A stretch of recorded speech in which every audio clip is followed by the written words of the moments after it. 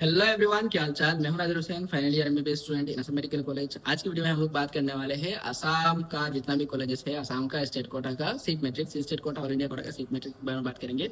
Mainly state quota का seat matrix detail से analysis करेंगे। एंड पहले भी एक वीडियो बनाया था मैंने इसके ऊपर, लेकिन अब अपडेटेड है और अभी जो रिसेंटली कुछ चेंजेस हुआ है सीट मैट्रिक्स को लेके, तो ये सब डिस्कस करेंगे। ठीक है, पहले भी एक वीडियो बनाया था इस रिलेवेंट टॉपिक पे। तो मेनली बात करते हैं सीट मैट्रिक्स। आसाम का कितना कॉलेजेस है। आसाम मेडिकल कॉलेज में 250 सीट्स है, जीएमसी में 250, एसएमसी में 150, जोरहाट में 125, तेजपुर में 125, बरपेटा में 125, उसके बाद डिफू में 100, लखीमपुर में 100, उसके बाद धुबरी में 100, उसके बाद ये है नलबारी एक, हाँ ये है नलबारी मेडिकल कॉलेज में 100, उसके बाद एनएमसी में नौगांव में 100, उसके बाद कोकराझार में 100, तिनसुकिया में 100, प्रागज्योतिषपुर में 100 एंड ईएसआईसी जो है बेलतोला में है गुवाहाटी, वहाँ पे 100 एंड 99 चांसेस है बंगाईगांव मेडिकल कॉलेज ऐड होने का, क्योंकि वहाँ पे प्रिंसिपल तो अलॉट हुए हुए एंड फैकल्टीज भी अलॉट हो गए हैं। एचओडीज हमारे कॉलेज से भी जो प्रोफेसर्स गए हैं वहाँ पे एचओडी हुए हैं, तो वहाँ पे एचओडीज फैकल्टी सब कुछ अलॉट हो चुके हैं। तो अभी तक एनएमसी का रिकॉग्निशन नहीं आया, क्योंकि एनएमसी का रिकॉग्निशन के लिए इंस्पेक्शन होता है। तो इंस्पेक्शन पहले एक फेज में हो चुका है, अभी फिर से होगा।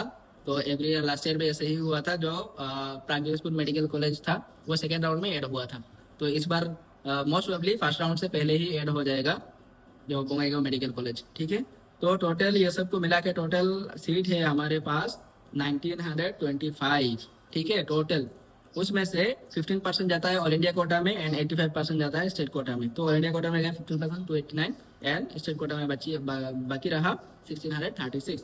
उसके बाद सेंट्रल पूल में 6 सीट जाता है यहाँ से 1636 से। उसके बाद आरजी ऑफ भूटान में जाता है 5 एंड नॉर्थ ईस्टर्न स्टेट। पहले देखो इस बात को ध्यान से समझो, पहले ये था नॉर्थ ईस्टर्न जितना भी स्टेट है सबको सबके लिए 12 रिजर्वेशन सीट था। अभी ऐसा नहीं है, पहले अरुणाचल के लिए भी, अरुणाचल भी यहाँ पे इंक्लूड था, अभी अरुणाचल इंक्लूड नहीं है क्योंकि अरुणाचल का अभी अपना कॉलेज है, मेडिकल कॉलेज है। तो यहाँ पे नॉर्थ ईस्टर्न स्टेट के लिए ओनली मेघालय के लिए है 10 एंड नागालैंड के लिए 2। यहाँ पे अरुणाचल सिक्किम ये सब इंक्लूड नहीं है। ठीक है, तो उसके बाद ये सब यहाँ पे 23 सीट्स माइनस करने के बाद तो टोटल अभी बाकी रहा स्टेट कोटा के लिए 1613 सीट्स। उसमें से ओबीसी एनसीएल का 27% रिजर्वेशन है 435, एससी का 7% 113, एसटी प्लेन का हमने यहाँ पे जो सीट्स ऐड किया है वो बंगाईगांव मेडिकल कॉलेज का भी पकड़ के हम देख रहे हैं। ठीक है, एसटी प्लेन का सीट्स 161, एसटी हिल का 80। तो सीट मैट्रिक्स से आपको क्या पता चलेगा कि आपका रैंक कैटेगरी रैंक कितना आ रहा है। मान लो आपका कोई एसटी प्लेन है और इसका कैटेगरी रैंक आ रहा है 160, तो ऊपर से लेके 161, तो 161 तो वो सोच सकता है कि नहीं मेरा एडमिशन कन्फर्म है।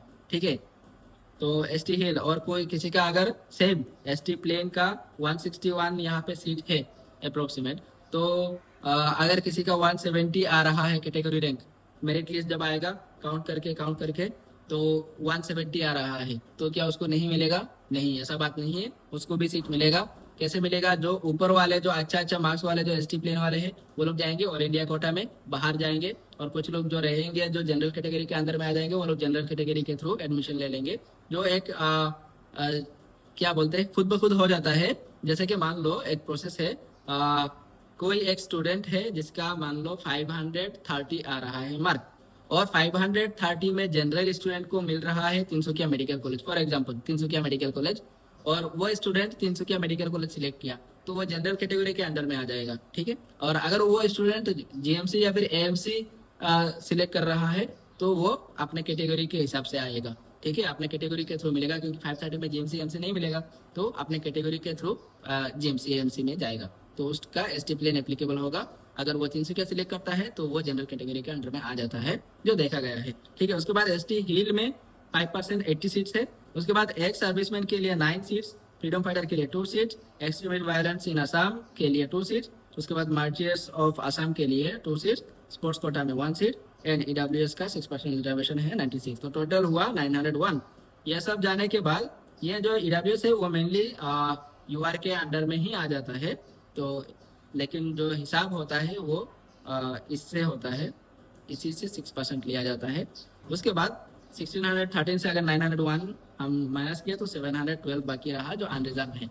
अब यहाँ में से क्या है, एवरी कैटेगरी ओबीसी एनसीएल का भी पीडब्ल्यूडी के लिए यहाँ पे जो 435 है उसमें पीडब्ल्यूडी के लिए रिजर्वेशन है, एसटी प्लेन का भी पीडब्ल्यूडी के लिए रिजर्वेशन है, एससी का भी पीडब्ल्यूडी के लिए रिजर्वेशन है।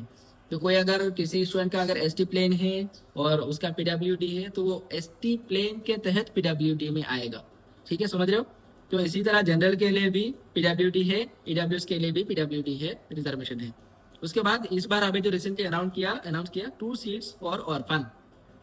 टोटल 2 सीट्स ऑर्फन के लिए दिया जाएगा। वो ऑर्फन जनरल कैटेगरी में आएगा तो जनरल से रिजर्वेशन होगा, ओबीसी कैटेगरी से आएगा तो ओबीसी से रिजर्वेशन होगा, ऐसा चीज है। ठीक है, और मेरिट के बेसिस पे किया जाएगा। उसके बाद इतना है मेनली। तो बाकी वाला ये वाला नेक्स्ट वीडियो में बात करेंगे। ये जो है सब कैटेगरी डिटेल सिगमेंटेड, इसके लिए अलग वीडियो बताएंगे। ठीक है, सब कैटेगरी टीजीएल मोरान मोटा काया चुटिया कुछ रंगमुंसी ये सब का सिगमेंट्रिक्स के बारे में अलग से वीडियो में बात करेंगे। तो इसी वीडियो में इतना ही था। तो टोटल सीट्स जितना है कॉलेज वाइज डिस्ट्रीब्यूशन, तो आप लोग 99% मान के चलो कि बोंगईगांव मेडिकल कॉलेज खुल रहा है, क्योंकि लास्ट ईयर भी देखा गया कि private school medical college second round में उसका सीट ऐड हुआ था। फर्स्ट राउंड में उसका सीट ऐड नहीं था सीट मैट्रिक्स में, सेकेंड राउंड में जाके ऐड हुआ। तो होप है 100% श्योर हो जाना चाहिए। अभी 99% है क्योंकि अभी एनएमसी से रिकॉग्निशन नहीं आया, आ जाएगा तो कोई दिक्कत नहीं है उसके लिए। तो इस बार लग रहा है एक ही कॉलेज खुलेगा, बाकी का चांसेस बहुत कम लग रहा है, क्योंकि फैकल्टी से अपॉइंट नहीं किया गया। अभी पता नहीं क्या होगा कि नहीं होगा, पता नहीं। लेकिन अभी के लिए बोंगईगांव मेडिकल कॉलेज श्योर मान के चलो। एंड आपका अगर काउंसलिंग में कोई असिस्टेंट चाहिए, मतलब पेड काउंसलिंग चाहिए, तो हमारा नीति आधार का काउंसलिंग टीम है, आप लोग कांटेक्ट कर सकते हो। मैं नंबर दे दूंगा, कांटेक्ट करके आप लोग अपना काउंसलिंग सेशन बुक कर सकते हो। मिनिमल फीस है, आप लोग अफोर्ड कर पाओगे। ठीक है, इतना ही, मिलते हैं नेक्स्ट वीडियो में, तब तक के लिए ओके बाय।